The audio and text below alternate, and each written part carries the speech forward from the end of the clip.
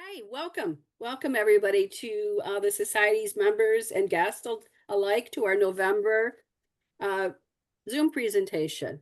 We are thrilled to see you. I'm thrilled to see you here today, and I'd like to do a little bit in regards to what the membership has coming up for next year on Saturday. And if you wouldn't mind, please add this to your calendar so that you're prepared and you can plan your trip and see us. So please add to your calendar Saturday, May 16th, 2026 for the Detroit 325th Anniversary Conference. This is an in-person event, and it'll be held at the Detroit Historical Museum, which is in Detroit, downtown Detroit. It's a full day of history, culture, and community and pride. Details will be shared at a later date, either via email or through our Facebook page. Please consider being a member, and you will be the first to register for the event. All right, I am going to now introduce a couple of our board members. First is our registrar and membership chair, John Vernew. Good morning, everybody. I'm hoping that you can hear me. I'm calling in this morning because I'm away from my computer. I just wanted to say a few words about the fact that we're in our renewal season. Many of you have already renewed. Some of you have sent things in and we're just waiting for the post office to get those letters to us. We've got a volunteer who picks up our mail once a week. So there's a little lag in the time between when you send in your renewal form and when you're actually renewed. But we hope that you've found that renewal form in our latest journal, our October journal, Michigan's Habitat Heritage. It's a yellow form. Fill it out, write out your check and send it back to us. Or you can go online. After you log into our website, you can renew online. Just remember to click on Buy Now after you've entered all of your information. And if you have trouble logging in, please contact me at membership@habitatheritage.org, and I'll help you remember your login credentials, or I'll make it possible for you to log in. I can also send you directions into how to log in as well. Our renewal drive is doing very well this year. We're very happy about it, but we still have quite a number of people who haven't renewed yet. We hope that you find membership in our society to be beneficial and that you'll renew for 2026. And if you are joining us on this Zoom meeting this morning and are not a member, I would like to say welcome, and I would like to encourage you to join our society. You can join by going online as well. So enjoy this morning's presentation, and we hope to see your renewal forms soon. Thank you so much. Thanks, Eva. Thank you, John. So before we move on, I'd like to remind everybody to stay muted during the presentation and enter your questions in the chat to be answered at the end of the presentation. Our meetings are also recorded and will future posting on our YouTube channel. So please stay tuned. Emails will be sent out in regards to all of that. Please enter your questions in the chat. I'm going to now pass our next conversation off to Gail. Gail is available. She's an author in books published by the Society. Gail. Okay, again, I'd like to remind everybody that we have the new books, The Burials of St. Anne and of Assumption Windsor, going up to 1805. They really are good to buy as a combination because it certainly shows the history of the Detroit River region from 1706 to 1805. And we also have the other history books that are still available, Le Detroit du Lac Erie, 1701, etc. They will make very nice Christmas gifts for people. Thank you. All right, well, let's move on. I thank you again, Gail and John, both for introducing what's going on with the Society. Again, as Gail said, please go on our website and you will see all the books that are published by the Society. I'd like to introduce you to our program coordinator, Charlie Bird, and Dory Fonterra. Take it away, Charlie. Okay, good morning. Bonjour, everyone. This week, we're pleased to welcome Denis Ledoux as our speaker. He's known for writing family stories. He's now taken his family writing into the distant past with his latest book, Here to Stay. It's subtitled Lives in the 17th Century Canada. In this memoir, he writes about four of his early family members in the 1660s. By placing them in vivid historical context, he creates a glimpse into the first century of French Canada as Canadian settlers struggled against formidable odds to make a foothold on the continent. Here to Stay is a book filled with heroic effort, profound tragedy, and perilous survival. In Here to Stay, you will meet the daughters of the king who mothered a nation. You'll meet the Jesuits and the Recollets who were obsessed with converting God's unfortunates. You'll meet the native people who welcomed the French and the native people who tried to slaughter them, and more. Mr. Ledoux is known for his popular handbook for writing life stories entitled Turning Memories into Memoirs. A basic function of memoir is to give witnesses to a time and to values gone by.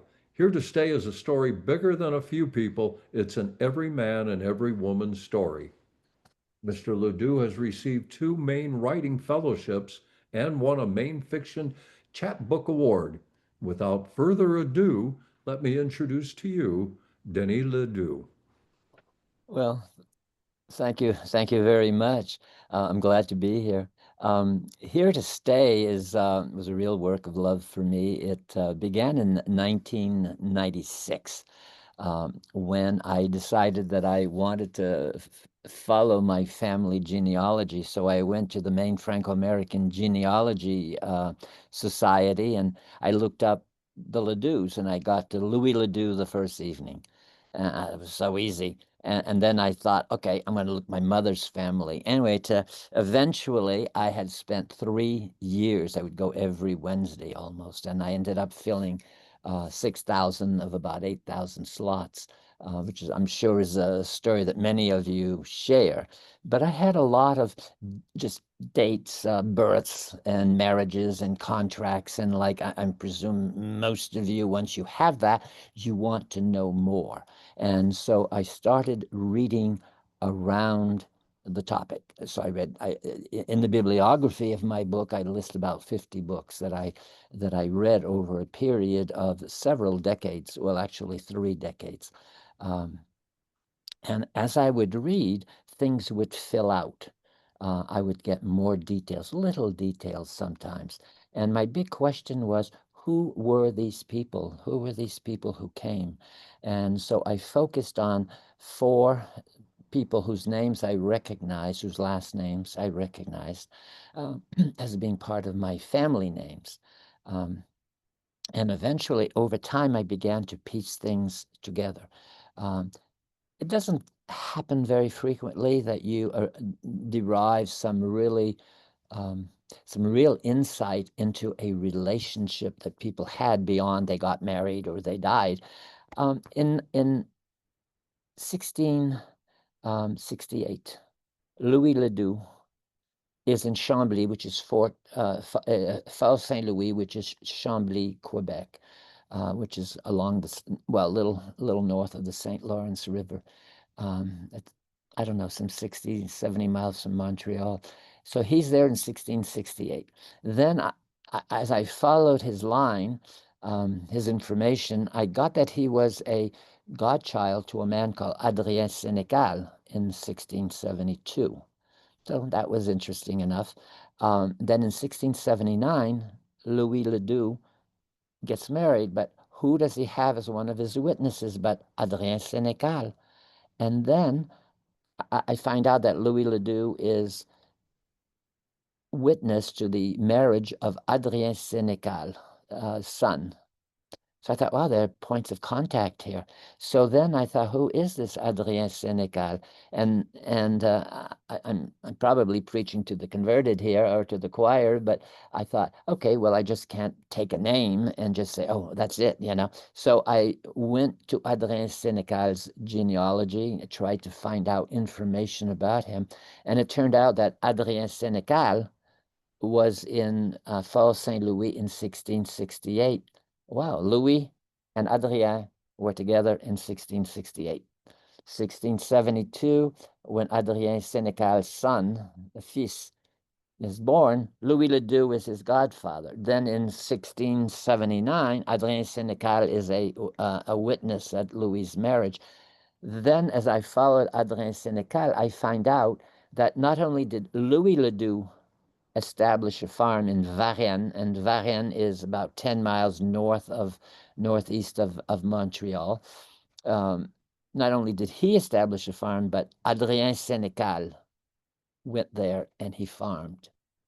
And it just dawned on me that Adrien and Louis, they had to be friends. They could even have been best friends, but they certainly were friends. And that was kind of exciting to discover that, because it fleshed out that I just didn't have dates. I had a relationship here going.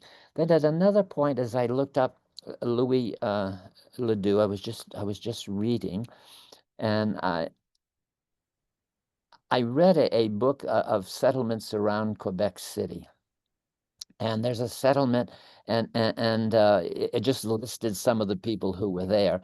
And there was, it said Louis Ledoux had come to work there with a builder. I forget the name right now as I'm sitting here, but there was a man, he went up to Quebec City to help, and he was from Montreal. So why is he in Quebec City? Well, I looked up this man's ancestry. I did his genealogy, and his mother was a Ledoux, Barbe Ledoux. And so I think, wow, we're probably talking about a cousin here. So this kind of sleuthing was really essential to working out the personal lives of the people in my story. Okay, so this is a painting in the Digital Commons by Frederick Remington, and it's a scene of um, traders with some native peoples. Of course, writing Here to Stay, it was essential for me to deal with the fact that the Europeans, the French, arrived at a time when there were already people there, and the people who lived there had no concept of property. The French, of course, had concept of property. So I think really the French thought that this land was available, that this land was just not owned. And the Indians had no concept that the French believed in ownership of land. And so there, probably the first half century, they were learning each other's customs. But what happened with the natives and the French was that the natives that they encountered, the Hurons, were in an ancestral conflict with the Haudenosaunee, the Iroquois. And the Iroquois, the Haudenosaunee, were set to exterminate the Hurons. And at one point, very well, in mid-century, in 1654, in May of 1654, the Hurons came to the Ile d'Orléans, and I'm just not aware of how familiar any of you are, but the Ile d'Orléans is just south of Quebec City, and they came to the Ile d'Orléans, and while they went there specifically to murder Hurons. And at one point, one of my ancestors, whose name was Jacques Bilodeau, he came out, and he and other settlers, and the Iroquois said, "Go away. This has nothing to do with you. It has between us and the Hurons." And what they ended up doing was taking 400 Hurons that they had not exterminated, that they had not killed, and they took them back to Iroquois. And there it was torture, and it was death for them. The Hurons were almost exterminated. If you have seen the movie Black Robe, and if you haven't, I just recommended it. I recommend it highly, because it really, as far as I can tell, really captures what was happening at that epoch. Um, I'll talk some more about the Indians in a while. Um, These are some of the names that appear in the book. I thought that I would make just offer some of the names. Some of you will recognize these names as being your family names, your mother's names, your father's names, your grandparents. There were more names than this, but I was more or less limited to this screen. I thought that that was enough. Um, there were, as you may know, there were about, we're not quite sure how many people came, but perhaps 40,000 people came, but only 10,000 stayed. So the book really focuses on those 10,000, and we're looking at the beginning of the 17th century to about 1710 or so. I mean, the dates are pretty loose there. People came mostly the men came as indentured servants, and they worked for 3 years. And after 3 years, they either stayed or they went back. If they stayed, they were oftentimes given land. Um, but you see the numbers, 3/4 of them ended up returning because life was really quite difficult. But the fact of the indenture, um, that they had 3-year indenture, helps us to identify when people came. And again, I don't know what your experience is, but I'm just going to say that if you don't know when somebody came, you look at the point where their indenture ends. So Louis Ledoux, for instance, comes to Montreal in February of 1671, which means that his indenture is over. Most likely he was indentured. And since no ship ever arrived in February, he had to have come that fall. So he might have been there as late as the fall of 1667.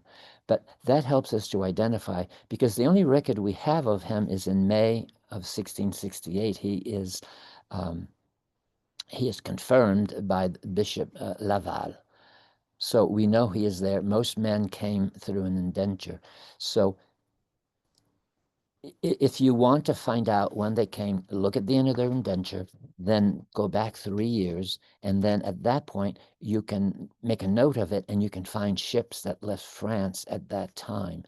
So just say you go back and it's June of 1669, just make a note of that, and as you continue with your work, you may come up to such and such a ship left France in June of 1669, and then you have this is probably the ship that he came on. We were very lucky with Barthélemy Verreau, because he came with Pierre Boucher. And if you know Pierre Boucher, he was the first Canadian-born governor in Canada.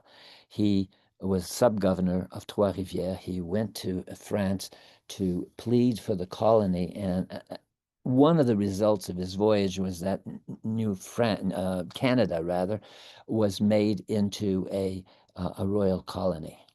So in 1663, when he came back, things had changed a bit, but he came.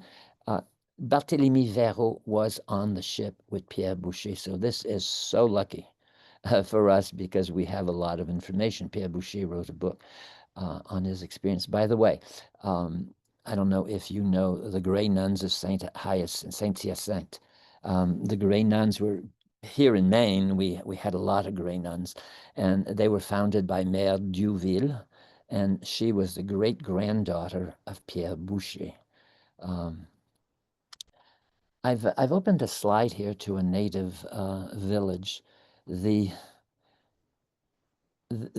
natives who lived here in the Northeast, well, my Northeast, I lived there. You were in the Northwest, so I'm usually speaking to people in the Northeast. But the Northeast Indians were Algonquin-speaking Indians. The irony is that the Iroquois, the Haudenosaunee, and the Hurons essentially spoke the same language. It was like somebody spoke Danish and they spoke Norwegian. It's not the same language, but they can understand each other. But they were mortal enemies. and this is just a slide of Indians enjoying, just to underline that there was a whole native culture that was there. And I just briefly, the book is not really about the natives, but I do have to take them into account. Um, the French had, as you probably all know, had the best relationship of the European groups with the Indians. And this had some structural reasons for it. I'd like to think it was because the French were such good guys, but there were some structural reasons that had nothing to do with their being good guys. One was that Canada's economy was based on the fur trade, not on farming, and so they needed indigenous people to capture to capture the skins, to capture the beavers, and then get the skins and trade them, because the French weren't going to go out and do all the trapping, although some of them did, but they were really setting themselves up as middlemen in the experience. The the French also honored the sovereignty of the indigenous nations. And as you know by looking at the map, the French settlement was more like an archipelago than an ongoing movement. The English in the East kind of moved westward, whereas the French had settlements like little islands in the Pacific. So we have Détroit, we have La Baie Verte, we have Des Moines, we have Boisé, we have Pierre, we have Bâton Rouge, we have Saint Louis. They're scattered all over North America. And to survive this way, they had to establish relationships with the indigenous nations that were friendly relationships. And to a large extent, except for the Iroquois, they did manage on many instances to develop those relationships. And part of the success was based that they honored the independence of the indigenous nations. That had a really negative effect. For instance, in 1691, the French came down and attacked Portland, Maine, which was known as Falmouth, Maine at the time. Well, it wasn't even known as Maine; it was just Falmouth. It was part of Massachusetts. And once the fort capitulated, with the understanding that everybody was going to be brought prisoners to Quebec City, the indigenous people said, "We want prisoners. We were part of this conflict. We want our prisoners." And the Sainte Marie, who was one of the Le Moyne brothers, um, turned over a number of English prisoners to the Indians, and then they were tortured and killed. Very hard to understand, but the basis of French security was based on honoring the indigenous nations. The French adhered to a sacramental religion where there were saints. And so, unlike the English, where you had to read the Bible to have any access to salvation, in French, you could say the rosary, you could go to Mass, you could receive the sacraments. And in addition, the French, being Catholics, had saints. And the Indians would say, the indigenous people would say, that mountain has a spirit. And the French could say, "Oh, yes, well, that's St. Andrew." And this river has a spirit. "Oh, yes, yes, that's St. Louise." And so there was an ability on the part of the French Catholic to assimilate some of the indigenous culture. And another reason, the good relationships, was that the French administrators were noblemen who believed in rank and in standing, as did the indigenous leaders. And their records, the written records of Frontenac, who was governor, well, at the second time he was governor from 1688 to 1698 of Canada. He would wear his robes because he was a cousin of Louis XIV. And so he had these robes and he had these hats, and he had the whole paraphernalia. And he would go around, he would go outside the city of Quebec, well, the town of Quebec, or sometimes Montreal if he was there. And the Indians were not allowed in the towns. They had to sleep outside. They weren't allowed to sleep. I mean, they could walk during the day, could enter, but they weren't allowed to spend the night in town. And in the evenings, they might make fires, and Frontenac would go out with his robes and feather hats, and he would dance with them. It's hard to imagine that he did this, but he did it. And the Indians loved it. They felt really very respected in their ceremonies. Um, So these are all these are all reasons why the French did well with the Indians. And here is a blog post on indigenous French relations that I ran on my blog, so you can copy that and put it in your chat and then go later to read. This is a 1,500-word piece.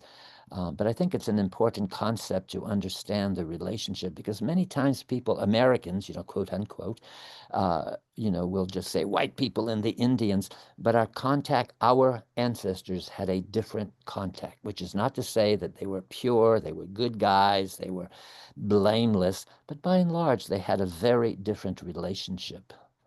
And again, the fur trade,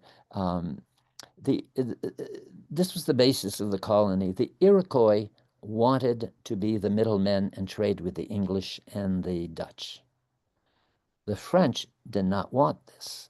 And so that is one basis of the century-long conflict between the Iroquois and the French. The other was that the Iroquois were bent on exterminating the Hurons, and the Hurons were the allies of the French. If the Hurons exist today, it may just simply be because of the French, what the French did for them. This is the next picture. Oh, I got the wrong book. Just a minute. The next piece that I want to read is about one of my ancestors. Oh, his name is Louis Guimont, and Louis Guimont had a farm on the Ile d'Orléans, Ile d'Orléans being south of Quebec City. And Louis Guimont one day was farming when he was come upon by a band of Haudenosaunee. So I'm going to read from the book. It's just one paragraph. For some of my ancestors, it is a very hard story that I must tell.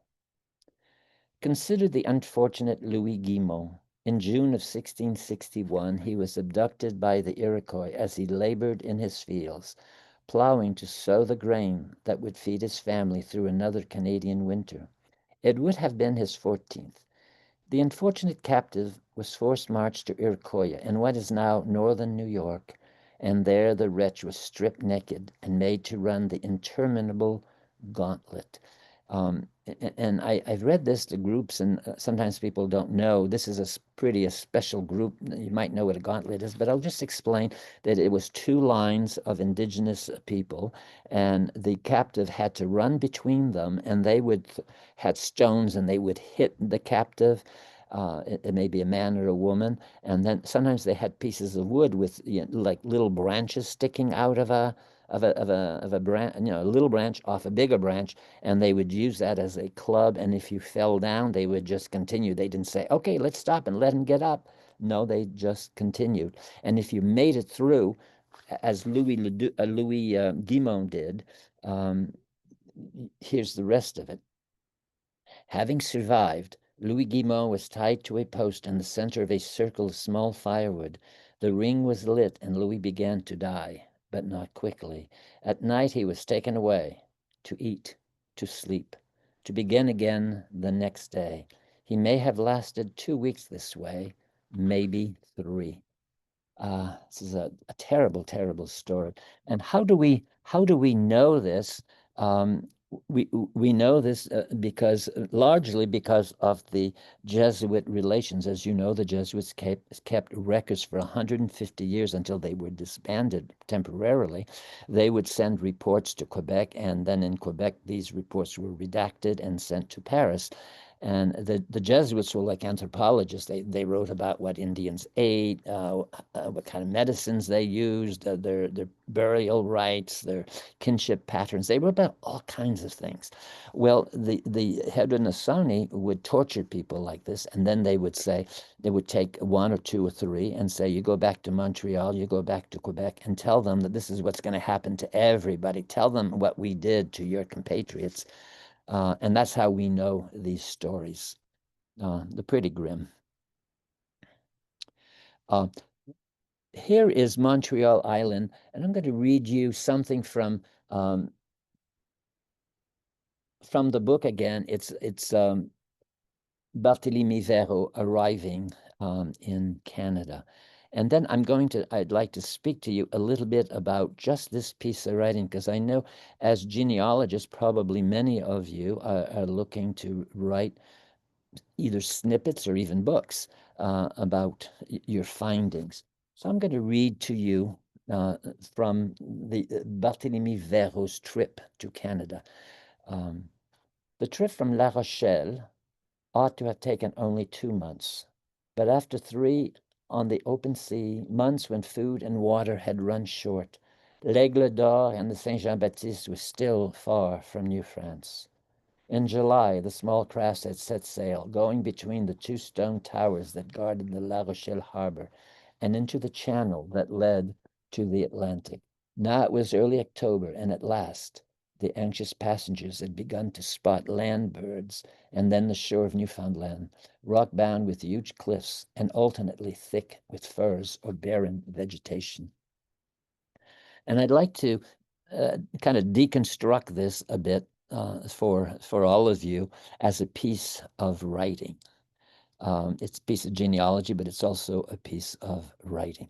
I had mentioned that the engagement, the internship, indentureship, began when they stepped on a ship. And here it says the ship sailed in July, but a little later in the text, you're going to find out that he stepped on board in June. Everybody stepped on board in June, and then they had trouble with the ship and they had to come back into harbor. So his internship began in June, not in July, when they finally set sail for New France.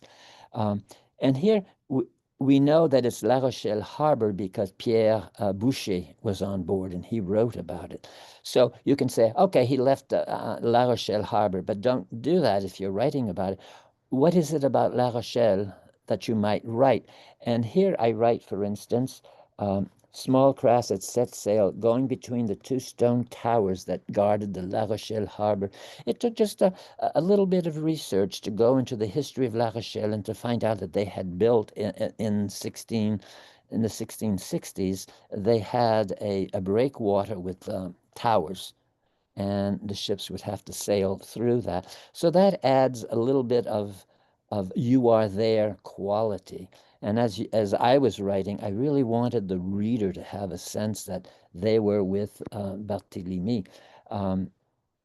La Rochelle, if you've done some genealogy, you've done some sleuthing, La Rochelle was a place for Protestants. It had been set aside by Henry IV to be a Protestant enclave.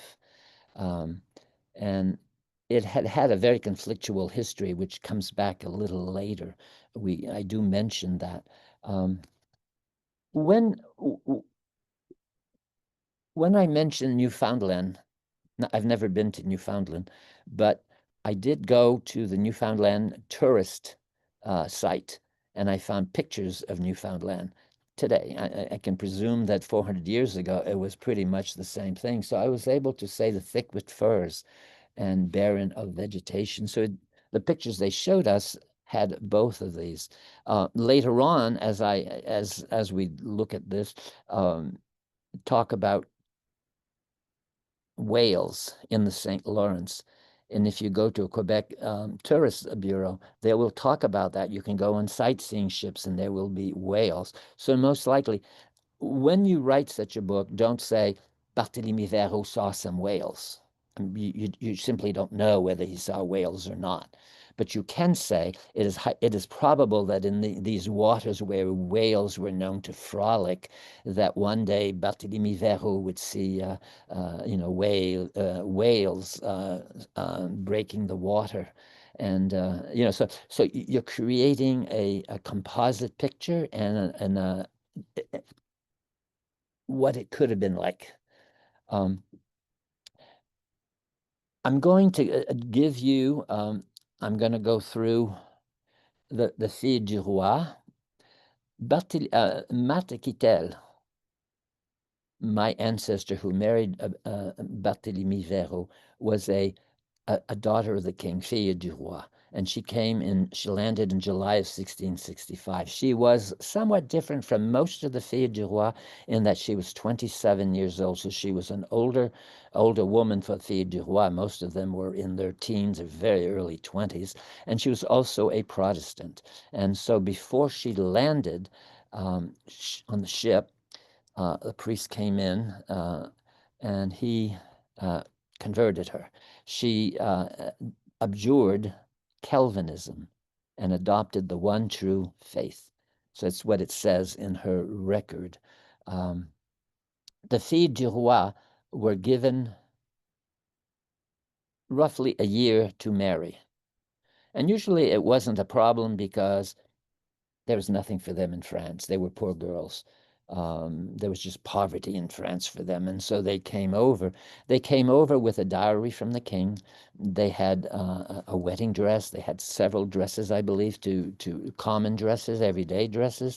They given a number of things, pots and pans, and they had 3 sewing needles. And then they had some cash.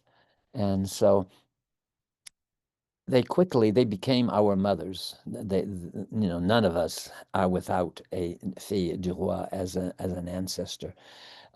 Marthe came, and when she came, she was housed with people in Quebec City, but every Sunday she would go to the Ursuline convent, and the men would go to the Ursuline convent, and there they would look each other over. And I'm just going to read more quickly, perhaps from the book. Barthélemy Verreau builds a shelter for a woman who will be his wife.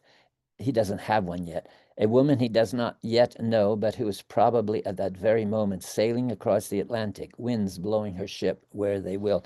So I'm trying to get into the mind of Barthélemy Verreau.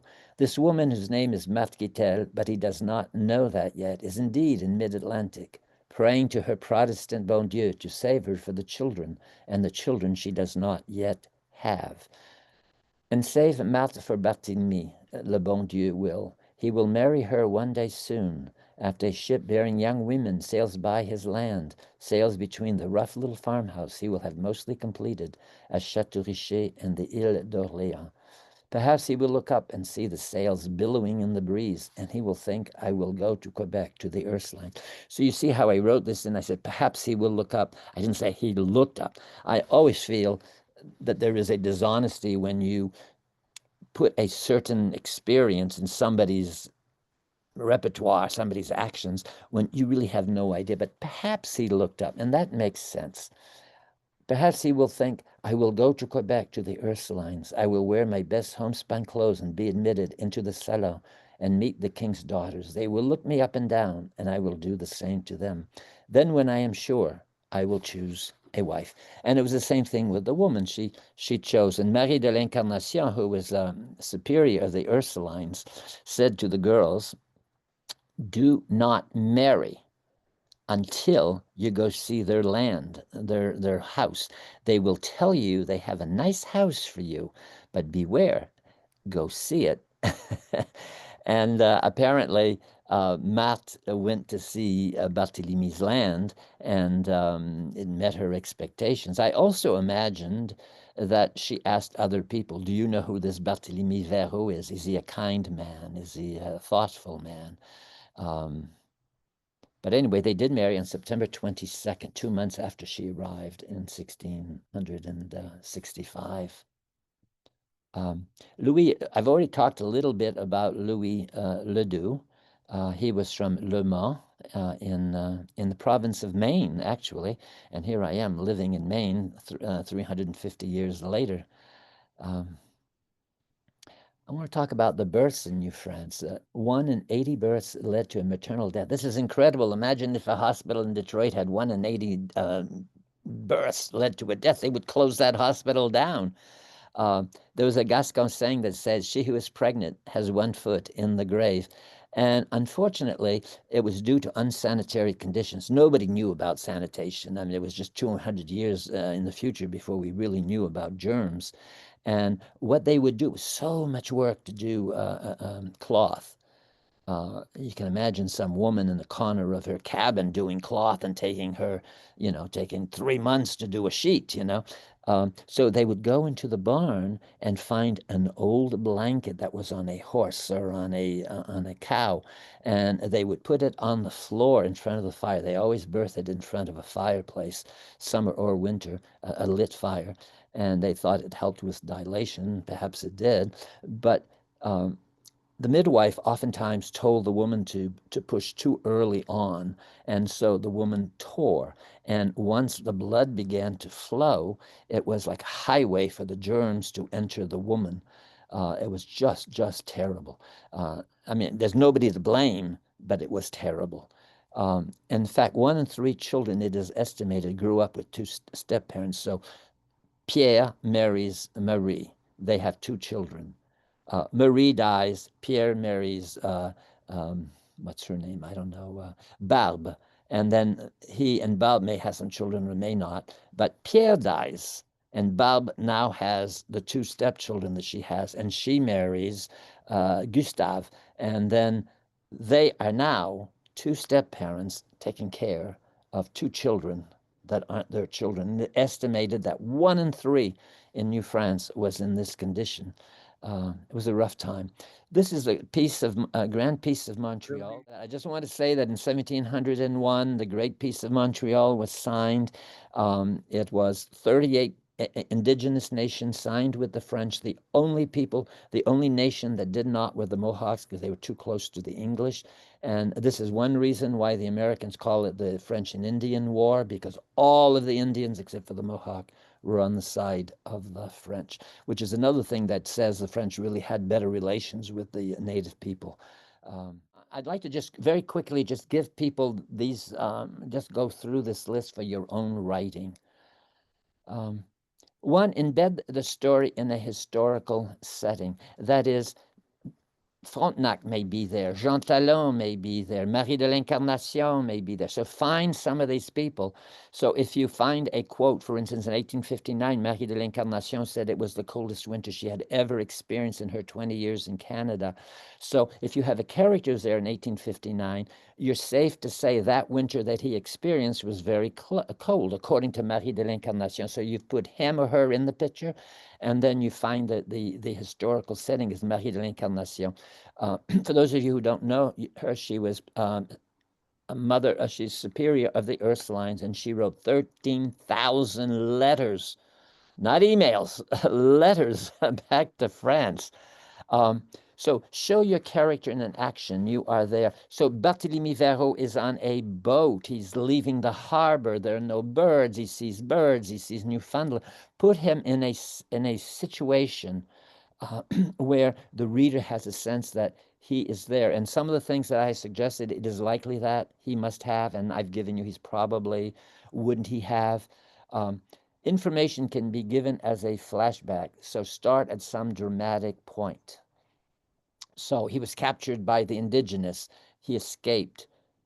That's a really dramatic place to start. Later on, you say, and he came from this little village in Normandy. So that's your flashback. Always use scenes. So scenes is like as if you were a camera and you see trees and rocks and rivers and people. So go to tourist sites, get information about where you're writing, download images, and insert seasonal descriptions. Have it be winter, have it be spring. What must it have been like? Use your imagination. I mean, winter in 1665 and winter in 2025. We're talking about snow and ice here. Read as much about the times as possible. Read 10, 20, 30 books set in the period. And decide who you're writing for. Are you writing for your kids or are you writing for the public? Don't be a perfectionist. It doesn't have, write something, then rewrite it. You can't rewrite until you've written something. And don't let it take forever. Say, Christmas of 2026, I'm giving this to my kids. Give yourself an end date. Okay, let me hear a question. Well, I have a comment about something you just referenced, which was the Great Peace of Montreal. I think that's one of the most incredible treaties negotiated, possibly in the history of mankind, when you think about it. The French negotiate with all of the Indian nations. They come to peace with each other because the Indians fought as well as against the European invaders. With the French and this peace, the French protected the peace, and the people and the Native Americans were at peace. Everybody except the Iroquois, and even they calmed down. It's an incredible, important piece of legislation in human history. But Well, anyhow, even the Iroquois, it was only the Mohawks among the Iroquois yes, who refused to sign incredible. it. Yeah, it was impressive. Uh, the first of the questions are, when did the new French arrivals come for the opportunity to farm? Oh dear. Well, I suppose there were always some because you needed to have farmers to back up the fur trade. I mean, if you didn't have any food. Louis Hébert in 1617 came over and he uh, he introduced the apple tree. He was the first one to grow wheat in North America. So very early on, but it wasn't until probably the 1660s that the real sense of Canada has to have a strong agricultural underpinning. And there, the filles du roi and the men married and began doing farms. So I would say it's impossible to say a specific date, but by the 1660s, I think the agricultural necessity of Quebec, of Canada, was really very strong. Can you give us the URL for the blog about the French and Indigenous relationship? Um, well, it was So I think it's on your slide, is it not? yes, it's on my slide here. There we go. I'm going to the chat. Would anybody who wants it, just copy it and put it in your chat, and you can take it down later.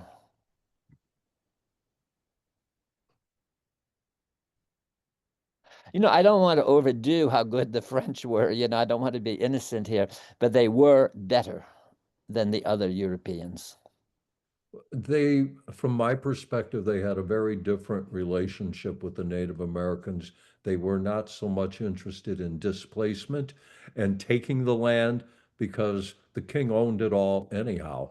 Whereas in the English colonies, the king permitted people, I think it was by law, he had to let them own land. So it's a little different starting place. It's like, if I take your land, it's mine, which was the English approach, as opposed to the French, which was more of, is it okay if I build my house here and have my farm here? And I will feed you. And the numbers were never there. Right, and the numbers as well. Yes. Um, I'm trying to catch up to the questions now. What sources are recommended to determine lineage to Field de Bois? Oh dear. Just there are a number of them. Just put in Filles du Roi as in your search engine, and you will come up with some names. There are lists of the Filles du Roi, and they're included alphabetically, and you can just if you have done your genealogy. Many of the women, they came between 1663 and 1672, and many of the women there in your genealogy were Filles du Roi. If they were before 1663, we call them Filles à marier, and they came without dowries. Very good. The next question, in regards to the arrival of your main ancestors, do you know their travel routes to North America? Well, Barthélemy Varro sailed out of La Rochelle and he came to Quebec City, stayed a few days in Quebec City, and then went down to Montreal where he spent 3 years. And then he came back up to Quebec. And then Louis Ledoux left Normandy. Right now, the name is just escaping me, but he left from the seaport there, and he also went to Montreal. So I mean, there's not much more of a route than that. Okay. I stepped away for a moment. This was a book. It's entitled King's Daughters and Founding Mothers. The Filles du Roi, 1663 to 1673, by Peter Garnier, Gagne, accenting Kanye? Yes. it, I think. So, in reference to the previous question. Yes, there's a really good book called if you read French, it's called Filles du Roi, Filles de Joie. So it means daughters of the king or daughters of pleasure, meaning prostitutes. And there was a long time when well, I'm going to say the English after the conquest said, oh, these daughters, they were all prostitutes, which was not the case at all. Do you have any interesting stories or anecdotes on voyageurs and their relationship with the indigenous people? Well, I do. The indigenous people did not live by European culture. Fidelity, chastity. These were just not qualities within the Indian cultures. I mean, it was like, what? What are you talking about? Fidelity and chastity. I never heard of it. So when the voyageurs and the coureurs de bois would go into the Pays d'en Haut, the upper Ontario, they had a field day. The women didn't care. They just wanted to have a good time because there were no particular consequence because it was the brothers of the women who raised the child, and the sisters of and the woman and the sisters. So she did not. There was no concept of husband, although many of them men and women did form lifelong relationships, but that wasn't necessary. So a woman didn't have a sense of, oh my God, here I am, I'm pregnant. How am I going to raise this child by myself? It just didn't exist. And so if that's the story that you wanted, that certainly is the case. The Jesuits were scandalized, they were saying it doesn't take very long for a young French man to adopt indigenous culture, to their scandal. I think that fairly well explains the rise in the Métis population. Hey, there you go. You had French men and Indian women. I'll read the next one. I'm not sure I quite understand it, but I'm not sure how to word this. How do you avoid the overuse of perhaps in our book? Any suggestions? Your book has a great slant on how we need to look at how we do not know how they spoke. I'm not quite sure I follow the question, Well, but perhaps it's the attribution of a thought. Yeah, you don't want to use perhaps every other phrase, but you can say it is likely.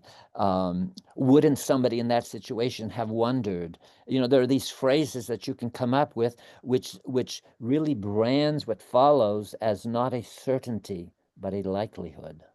And mhm. I think as you write, you can make yourself a list of things. As you read Here to Stay, you can, just crib any ones you want, you know. But we just don't. I mean, when I read a memoir or a historical thing, and they'll say, and he looked to the left, and there were 3 mockingbirds. I said, wait a minute. Nobody remembers that. Next question. Where do I buy Denny's book?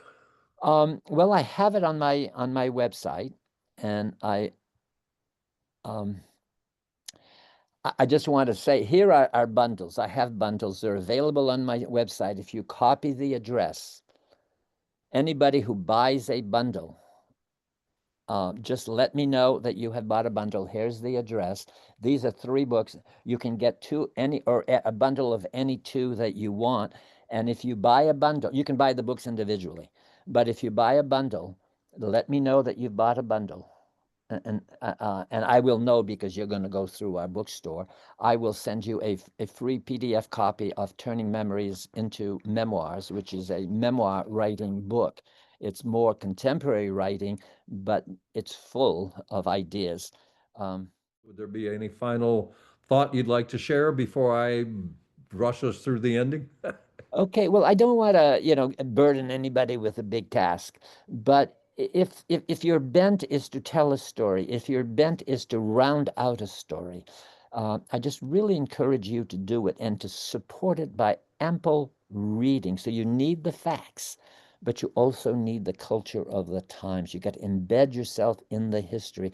So good luck. It's a lot of work, but it's so much fun. To me, it was a labor of love. People say to me, do you expect them to support yourself? Well, I'm lucky at my age. I got my retirement funds. I don't need any, I don't need to support myself. But no, it's a labor of love. So do it as a labor of love. Thank you. Well, thank you once again, Denis Ledoux, on behalf of the French Canadian Heritage Society. We thank you for your presentation of Here to Stay, and we do hope you'll join us again.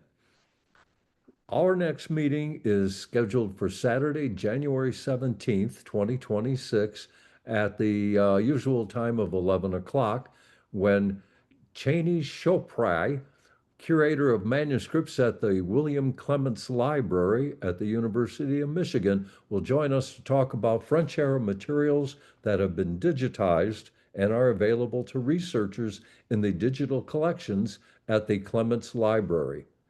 So thank you once again, Denis Ledoux, and all of you for joining us today. This meeting is over, and so we end it with happy holidays, everyone. Au revoir. Au revoir. Au revoir. Bye-bye. Au revoir.